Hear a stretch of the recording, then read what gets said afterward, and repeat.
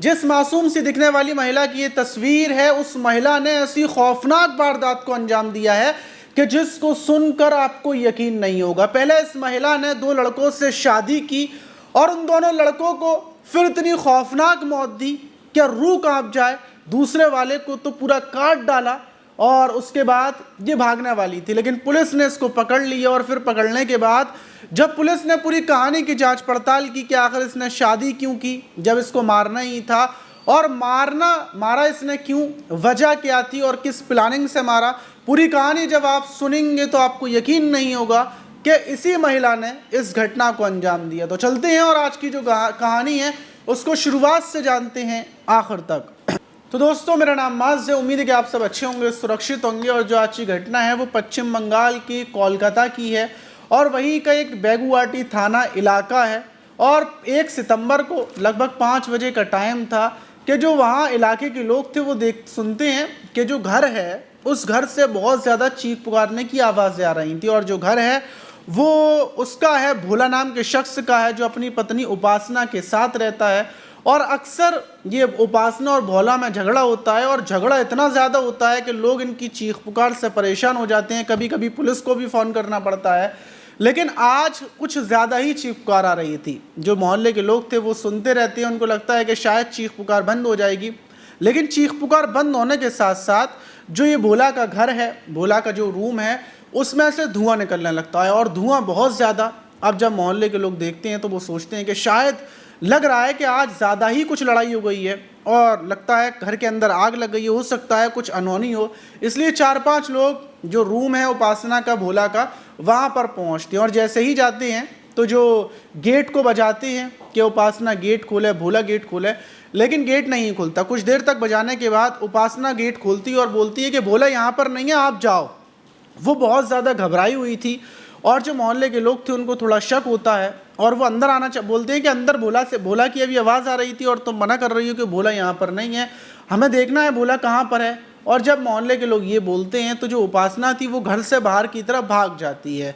मोहल्ले के लोग अंदर घुसते हैं और अंदर घुसकर जो बाथरूम था, बाथरूम के दरवाजे के पास देखते हैं कि वहीं पर भोला की बॉडी पड़ी हुई थी। और भोला मतलब तड़प सा रहा था, उसके गले को उपासना ने काट डाला था। फ़ौरन मोहल्ले के लोग भोला को उठाते हैं, अस्पताल की तरफ लेकर भागते हैं। फ़ौरन जो बेगुवाटी थाना है उसको सूचना दे दी जाती है कि ऐसे ऐसे उपासना ने भोला के गले को काट दिया है। जब अस्पताल में भोला को लेकर पहुंचते हैं, डॉक्टर्स चेक करते हैं और बोलते हैं क्या भोला को लाने में देर कर दी, भोला की मौत हो गई, मतलब खून बहने की वजह से। पुलिस वहाँ पर पहुँच जाती है। मोहल्ले के लोग बताते हैं कि घर से लड़ाइयों की आवाज़ें आ रही थी और अक्सर पुलिस जाकर दोनों को समझाती बुझाती थी, अक्सर दोनों में लड़ाई हुआ करती थी।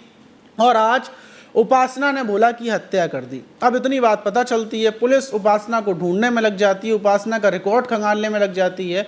और 2-3 घंटों की मेहनत के बाद ही पुलिस जो उपासना का नंबर था उसको ट्रेस कर उपासना को गिरफ्तार कर लेती है। अब उपासना को गिरफ्तार किया जाता है। सवाल ये था कि आखिर उपासना ने अपने पति भोला की क्यों हत्या की, किस वजह से हत्या की। अब उपासना से शुरुआत से पूरी कहानी जांच पड़ताल की जाती है, पूछा जाता है और पुलिस उपासना का पुराना रिकॉर्ड खंगालना शुरू करती है। और जब पुराना रिकॉर्ड खंगालती है तो पता चलता है कि उपासना की ये दूसरी शादी थी भोला के साथ। भोला से पहले उपासना ने एक युवक के साथ और शादी की थी और शादी के बाद 1-2 साल तक शादी चल पाई कि उपासना ने कुछ महीनों पहले ही ये बताया था, फ़ोन कर पुलिस को बताया था कि उसके पति ने ख़ुद को ख़त्म कर लिया है, घर पर बॉडी पड़ी है। और जब पुलिस घर पर आई थी तो जो उपासना का पति था वो फंदे पर लटका हुआ था। उससे पुलिस को साफ पता चल गया था कि उपासना ने ही उकसाया होगा और पति ने ये कदम इसीलिए उठाया है। उसके बाद पुलिस उपासना को चारों तरफ ढूंढती फिर रही थी, लेकिन उपासना कश्मीर भाग गई थी खुद को बचाने के लिए। और उपासना 4-5 महीने पहले ही वापस लौट कर आई थी और उसी बीच जो उपासना को पुलिस ने गिरफ्तार कर लिया। गिरफ्तार करने के बाद ये फिर ज़मानत पर बाहर आ गई और फिर बाहर आने के बाद इसकी मुलाकात भोला से हुई। ये जो भोला है ये भी शादीशुदा है और इसको जब एक लड़की मिली उपासना, तो ये उपासना के साथ रहने को तैयार हो गई और इसने अपनी जो पुराने वाली पत्नी है उसको छोड़ दिया। पत्नी बेचारी अकेली रहती रही और ये उपासना के साथ ज़िंदगी के मज़े लेता हुआ नई पत्नी के साथ रहने लगा। वक्त गुजरता जाता है, लेकिन ये जो भोला था इसकी और उपासना की लड़ाइयाँ बेहद ज़्यादा शुरू हो गई। लड़ाइयाँ बहुत ज़्यादा चल रही थी और ये उपासना बताती है कि लड़ाई इतनी ज़्यादा थी कि इतनी लड़ाई तो पुराने वाले पति की भी नहीं थी, और पुराने वाले पति को इसने खुद परेशान होकर इतना उकसाया, इतना परेशान किया, इतना टॉर्चर किया कि इसकी वजह से ही पुराने पति ने गलत कदम उठाया था। और अब आकर पहले पति को मतलब मारने के बाद अब दूसरा पति उससे भी ज़्यादा खतरनाक मिला, तो ये और ज़्यादा परेशान हो गई कि दलदल से निकली और खाई में निकलकर फंस गई, और ये बड़ी परेशान थी। और उसी बीच जो भोला था, भोला भी यही बोलता है कि मेरी पहले वाली पत्नी बहुत अच्छी थी, तेरे पास आकर तो मैं फंस गया, मैं अपनी पहली वाली पत्नी को बुरा समझता था, लेकिन तू तो उससे भी ज़्यादा बुरी है, मैं तेरे साथ रहना भी नहीं चाहता, और मैं तुझे छोड़कर वापस अपनी पुरानी पत्नी के पास जाऊँगा। वो बहुत अच्छी थी, वो मुझसे मुँह नहीं चलाती थी, गाली गलौच नहीं करती थी, वो बड़ी प्यारी थी। और जब ये बात उपासना सुनती है तो उस दिन उपासना का खून खौल जाता है, और उपासना बताती है कि उसके दिमाग में ये ख्याल आने लगते हैं कि पति ये वाला भी इसको छोड़कर चला जाएगा, और फिर इसी टेंशन में वो रहने लगती है। और फिर उसकी एक लड़के से मुलाकात होती है जिसका नाम सुभा राजवंशी है, जो इसका पुराना प्रेमी है। उससे इसकी बातचीत होती है, और बातचीतों में ये बात बताती है कि यार मैंने दूसरी शादी की और दूसरा पति भी मुझे छोड़कर जा रहा है, अब मैं क्या करूं? अब मैं चाहती तो नहीं हूं कि वो मुझे छोड़कर जाए, मैं ये चाहती हूं कि उसने मेरे साथ इतना कुछ किया, मेरे मतलब इतना मुझे मारा पीटा, और वो मुझे छोड़कर चला जाएगा, तो मैं बदला लेना चाहती हूँ, मैं कैसे बदला लूँ?